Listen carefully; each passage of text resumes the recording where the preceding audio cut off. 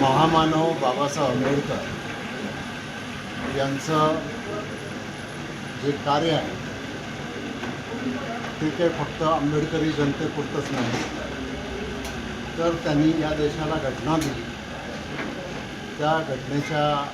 आधारे आज आपला देश पुढे वाटचाल करतो आहे आणि म्हणून या देशाच्या उभारणीमध्ये, या देशाला दिशा देण्यामध्ये महामानव डॉक्टर बाबासाहेब आंबेडकरांनी जे कार्य केलेले आहे, प्रथम मी त्यांना वंदन करतो, अभिवादन करतो आणि सर्व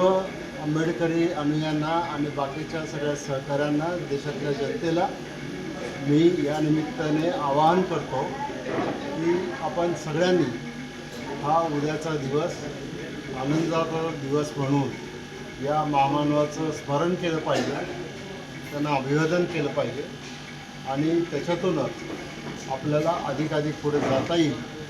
एवढंच मी या निमित्तानं सांगतो.